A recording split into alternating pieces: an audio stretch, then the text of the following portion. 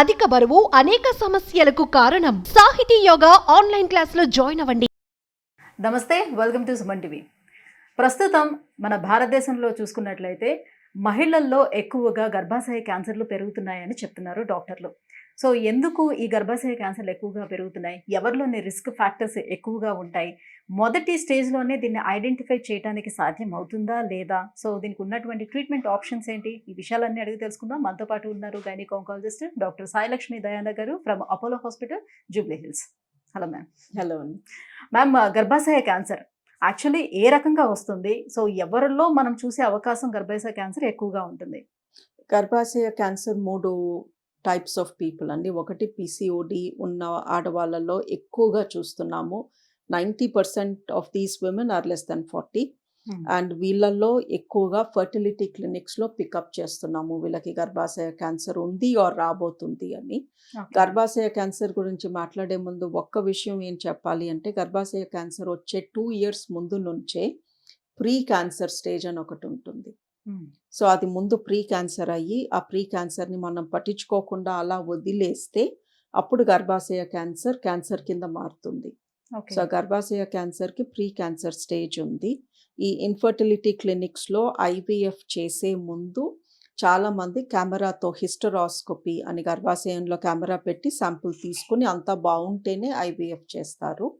ఆ శాంపుల్స్లో మాకు pre cancer చాలా మందికి కనిపిస్తుంది. అంటే ఇప్పుడు మీరు పీసీఓడి అనగానే చాలా మందికి ఇప్పుడు భయం వేస్తుంది, ఎందుకంటే ఇవాళ రేపు సో మెచ్యూర్ అయిన దగ్గర నుంచి చాలా మంది లేడీస్లోని పీసీఓడి ప్రాబ్లమ్ చాలా కామన్గా కనిపించే ప్రాబ్లం. ఇప్పుడు పీసీఓడి ఉన్న వాళ్ళందరూ కూడా రిస్క్లో ఉన్నట్టేనా, ఎలా అనుకోవాలి, ఎలా తెలుసుకోవాలి? లుక్ అండి, యూట్రస్ నెలకొకసారి క్లీన్ అయిపోవాలి. సో బాడీలో ప్రతి పార్ట్ కూడా మీరు ఆలోచిస్తే టైం టు టైం క్లీన్ అయిపోవాలి. నోరు క్లీన్ చేసుకోవాలి, యూరిన్ సంచి 4-5 గంటలకు ఒకసారి క్లీన్ అయిపోతుంది. మోషన్ సంచి కనీసం వన్స్ ఎ డే అన్న క్లీన్ చేసుకోవాలి. సో ఎంటీ అయిపోవాలి, ఆ వేస్ట్ ప్రోడక్ట్ బయటకు వచ్చేయాలి. దాన్ని అలా మనం పేరుకొని ఉంచుకుంటే అది డెఫినెట్లీ చెడిపోతుంది, కుళ్ళిపోతుంది, క్యాన్సర్ కింద మారుతుంది. సో ఈ గర్భాశయంలో ఉండే పొర ప్రతి నెల బయటకు వచ్చేయాలి. Endometrial layer should come out. మన మెన్స్ట్రల్ బ్లడ్లో ఉండే మెటీరియల్ చూస్తే బ్లడ్ ఉంటుంది, బ్రౌన్ వెల్వెట్ కలర్ చిన్న చిన్న పీసెస్ వస్తూ ఉంటాయి. ఆ బ్రౌన్ వెల్వెట్ పీసెస్ మన గర్భసంచిలో ఫార్మ్ అయిన లేయర్ అది. అది కూడా ప్రెగ్నెంట్ అవుతుందేమో అని ఒక తివాచీలాగా లేయర్ తయారు చేస్తుంది. ప్రెగ్నెన్సీ రాలేదు, ట్రై చేయలేదు, ప్రెగ్నెన్సీ రాలేదు, అది షట్ డౌన్ అవుతుంది. సో అది ఎలా బయటికి రావాలి అంటే బ్లడ్తో అది ఫ్లష్ అయిపోతుంది బయటికి. సో ఈ ఎండోమెట్రియం పొర ఫర్ ఎగ్జాంపుల్ జూన్లో రావాల్సిన పీరియడ్ రాలేదు, ఉండిపోయింది. మళ్ళీ జూలైలో కొంచెం మెటీరియల్ ఇంకొక పొర తయారయ్యింది, అది బయటికి రావాలి. హార్మోన్ ఇంబ్యాలెన్స్ పీసీఓడి వల్ల అది మిగిలిపోయింది.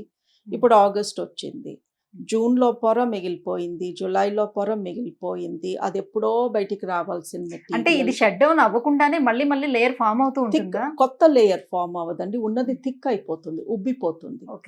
ఇప్పుడు ఏదైనా కూడా ఒక వస్తువు టైంకి అది మనం తీసేయలేదు అనుకోండి, అలాగే ఉంచేస్తే దోశ పిండి, ఇడ్లీ పిండి అలా ఉబ్బిపోతాయి. బికాజ్ అందులో ఉండే బ్యాక్టీరియా అదంతా కంటెంట్ పెరిగిపోతుంది కదా. సో అలాగే మన బాడీలో బయటికి రావాల్సిన మెటీరియల్ టైంకి రావకపోతే దాంట్లో చేంజెస్ జరుగుతాయి. సో ఈ పొర అలా ఉబ్బిపోతుంది, ఉబ్బిపోయి ఫైనల్లీ ఎప్పుడో ఒక రోజు బయటికి వస్తుంది. బట్ ఆ పొర అలా నిలిచిపోయి దాంట్లో చెడు క్యారెక్టర్ స్టార్ట్ అయ్యి అది క్యాన్సర్ కింద మారే ఛాన్స్ ఉంది. సో ఎవరైతే పీసీఓడి ఉండి 4 months అయ్యింది, పీరియడ్ రాలేదు అనుకోండి, వాళ్ళ యూట్రస్లో ఉన్న పొరలో క్యాన్సర్ వచ్చే ఛాన్స్ ఉంది. సో ఎవ్రీ ఉమెన్ మెనోపాజ్ వచ్చేస్తే సరే, మెనోపాజ్ రాలేదు, పీసీఓడి మూలంగా సంవత్సరానికి 4 periods కూడా రాకపోతే వాళ్ళకి యూట్రస్ క్యాన్సర్ వచ్చే ఛాన్స్ ఎక్కువ. ఇప్పుడు ఎంగేజ్లో ఉండే అమ్మాయిలకి కూడా ఇదే ప్రాబ్లం ఫేస్ చేస్తున్నారు. 2 monthsకో 3 monthsకో ఒకసారి పీరియడ్స్ రావటం అనేది. సో ఇది నాకు కామన్గా వస్తూనే ఉంటుంది అని చాలా లైట్ తీసుకుంటారు. ఎగ్జాక్ట్లీ అండి, ఎవ్రీ 3 months కన్నా పీరియడ్ తెప్పించేసుకోవాలి. దానికి అది రాకపోతే తెప్పించుకోకుండా 5-6 నెలలు వెయిట్ చేస్తే మీకు ఆ చిన్న అమ్మాయికి ఆ చిన్న వయసులో కూడా యూట్రస్లో క్యాన్సర్ ఉండే ఛాన్స్ ఉంది. చాలామంది డాక్టర్లు ఇలాగే భయపడతారు అనుకుంటారు, బట్ ప్రతి వారం అట్లీస్ట్ ఒక్క కేసు చూస్తాను. 20 to 35 year old, some of them are unmarried, some of them are married, whatever, PCOD ఉంది, నాకు పీరియడ్స్ ఎలాగో రావు కదా, 5-6 నెలలు అలా వెయిట్ చేస్తారు. ఫైనల్లీ స్కాన్‌లో చూస్తే ఎండోమెట్రియం ఉబ్బిపోయి ఉంటుంది. బయాప్సీ తీస్తే ప్రీ క్యాన్సరో, క్యాన్సరో ఉంటుంది. ఇప్పుడు పీసీఓడీ లేకున్నా, థైరాయిడ్ ప్రాబ్లమ్ లేకున్నా కూడా ఇట్లా పీరియడ్స్ అనేది వాళ్ళు మెచ్యూర్ అయిన దగ్గర నుంచి కూడా ఇట్లానే లేట్ ప్రాసెస్‌లో వస్తుందంటే రీజన్ ఏమై ఉండొచ్చు? హార్మోన్ ఇంబాలెన్స్ అండి. పీరియడ్ ముందుకొచ్చినా, లేట్‌గా వచ్చినా, రాకపోయినా ప్రాబ్లమ్ గర్భసంచిది కాదు, ఓవరీస్‌ది, అండాశయాలది. సో, వాళ్ళలో హార్మోన్ రిలీజ్ జరగట్లేదు. దాన్ని ఓకే. హార్మోన్ ఇంబాలెన్స్ అంటాము. ఆ హార్మోన్ ఇంబాలెన్స్ ఓవరీస్ మూలంగా అయితే పీసీఓడి అంటాము. థైరాయిడ్ మూలంగా అంటే థైరాయిడ్ మూలంగా హార్మోన్ ఇంబాలెన్స్ అంటాము. కొంతమందికి రొమ్ముల నుంచి ప్రొలాక్టిన్ అనే హార్మోన్ ఎక్కువ ఉంటుంది. వాళ్ళలో కూడా పీరియడ్ లేట్ అవుతుంది. So, all these come under hormone imbalance. Right. So, ఇప్పుడు 2 మంత్స్‌కి, 3 మంత్స్‌కి రాలేదని అంటే మీరు వచ్చేటట్టు చేసుకోవాలి అని చెప్తున్నారు కదా! సో, దానికేమైనా మెడిసిన్స్ యూజ్ చేయాల్సిన ఉందండి. అవసరం ఉంటుందా? లేకపోతే యెస్. న్యాచురల్ పద్ధతిలోనే ఏమైనా తెచ్చుకోవడానికి అవకాశం ఉంటుందా వాళ్ళకి అని? లుక్ అండి, న్యాచురల్ పద్ధతిలో అంటే మేమిచ్చే మెడిసిన్‌లో ప్రోస్టాగ్లాండిన్ ఉంటుంది, హార్మోన్ ఉంటుంది, పపాయాలో ఉంది, అండ్ పైనాపిల్‌లో ప్రోస్టాగ్లాండిన్ ఉంది, నువ్వుల్లో ప్రోస్టాగ్లాండిన్ ఉంది. సో, ఎవరికన్నా పీరియడ్ రాలేదు అంటే, లేట్ అయింది అంటే, మన అమ్మమ్మ, నానమ్మనే చెప్పేవారు ఈ చిట్కాలు. పపాయ తిను, పైనాపిల్ తిను, నువ్వులుండలు తిను. బికాజ్ వీటిలో ప్రోస్టాగ్లాండిన్స్ ఉంటాయి. ఓకే. ఓకే. అండ్ వాక్ చేయాలి. బాగా మన బాడీని కదపాలి, ఎక్సర్సైజ్ చేయాలి. సో, ఓవరీస్ లేజీగా ఉండబట్టే కదా హార్మోన్ రిలీజ్ జరగలేదు. సో, కొంచెం మన పెల్విక్ ఏరియాని కదిపి స్కిప్పింగ్, జంపింగ్ ఇలాంటి యాక్టివిటీ చేశామనుకోండి వచ్చేస్తుంది పీరియడ్.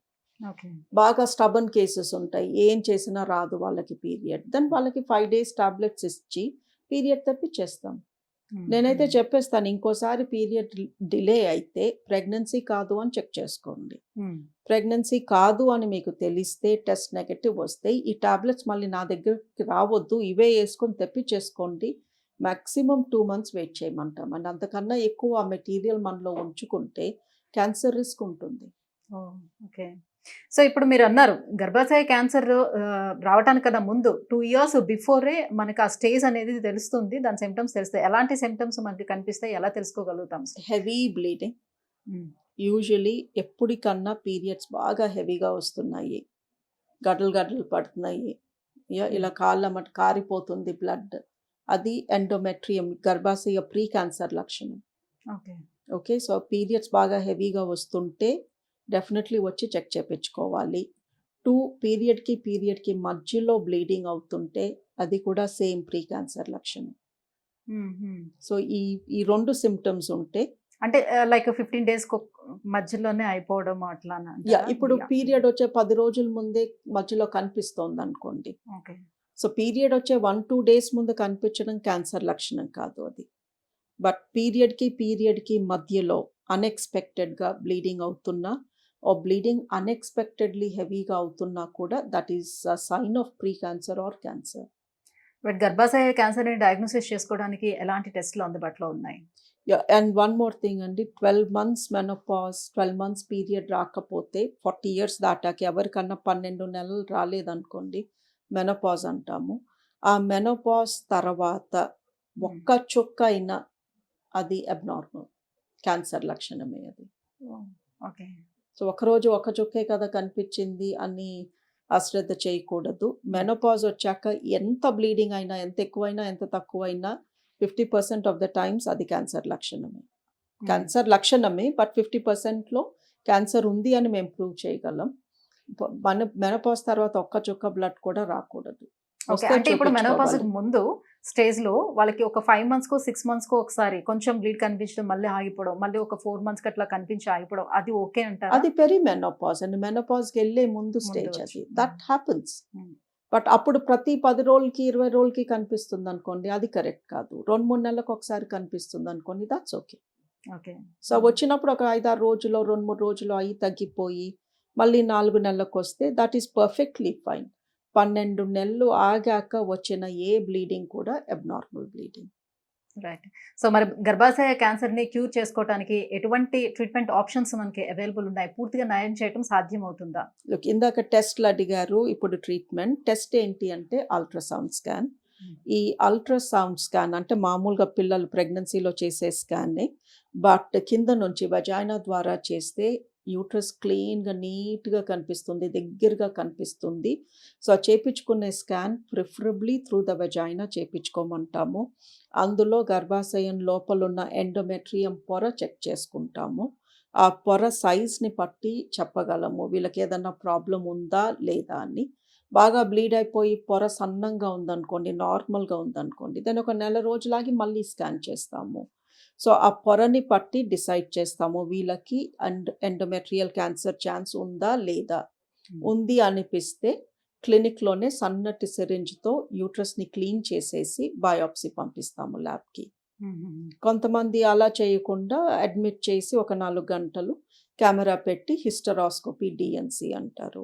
సో, ఈ క్లీన్ చేయటం అనెస్థీసియా ఇచ్చి చేయవచ్చు, లేదా క్లినిక్‌లో కూడా పెయిన్ కిల్లర్స్‌లో చేసేయొచ్చు.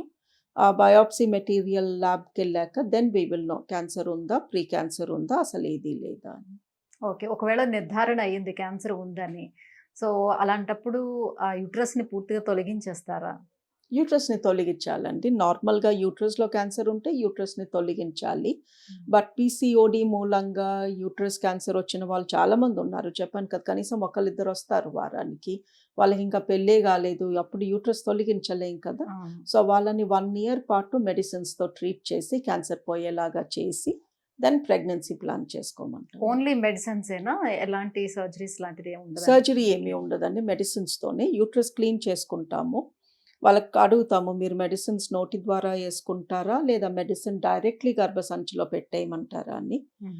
అండ్ ఆప్షన్ ఇస్తాము. కొంతమందికి 2 పెడతాము. కొంతమందికి ఓన్లీ గర్భసంచిలో మెడిసిన్ పెట్టేస్తే అది 5 ఏళ్ల పాటు పనిచేస్తూ ఉంటుంది. కొంతమందికి నోటి ద్వారా ఇస్తాము. పెళ్లి కాని వాళ్ళు, ప్రెగ్నెన్సీ ప్లాన్ లేని వాళ్ళకి అలా ట్రీట్మెంట్ కంటిన్యూ చేస్తూ ఉంటాము. ప్రెగ్నెన్సీ ప్లాన్ ఉన్న వాళ్ళకి 1 ఇయర్ ట్రీట్ చేశాక ప్రెగ్నెన్సీకి వెళ్ళమంటాము. ఓకే. అంటే బిఫోర్ మ్యారేజే ఇలాంటి సిట్యుయేషన్ ఒకవేళ ఎదుర్కొన్నట్లయితే, సో, పెళ్లి చేసుకునే వాళ్ళకి కూడా ఓ టెన్షన్ అనేది ఉంటుంది. సో, నా సెక్షువల్ లైఫ్ అసలు బావుంటుందా? లేదా? నేను చేయొచ్చా? లేదా? ఈ టెన్షన్ వాళ్ళకి గూడా ఉంటుంది. దాంట్లో ఏమైనా ఇబ్బంది ఉంటుందా? నాట్ ఎట్ ఆల్ అండి. యూట్రస్ మన పొట్టలో ఉంటుంది. సెక్స్ జరిగేది కింద వెజైనాలో. సో, వెజైనాలో జరిగే సెక్స్‌కి, యూట్రస్‌లో ఉండే ఈ మందు ఆర్ క్యాన్సర్ ఆర్ ఒకప్పుడు ట్రీట్మెంట్ జరిగిన దానికి లింకే లేదు. ఇన్‌ఫాక్ట్ హిస్టెక్టమీ చేశాక కూడా పీపుల్ హావ్ సెక్స్. అక్కడ యూట్రస్ ఉంది, లేదు అన్న థాట్ కూడా రాదు వాళ్ళకి. Okay. Right. Thank you ma'am. Thank you so much. గర్భాశయ క్యాన్సర్ రావడానికి రీజన్స్ అండ్ ఎలాంటి టెస్ట్‌లున్నాయి, ఎటువంటి ట్రీట్మెంట్ ఆప్షన్స్ మనకి అవైలబుల్ ఉన్నాయన్న విషయం తెలియజేసినందుకు థాంక్ యూ సో మచ్.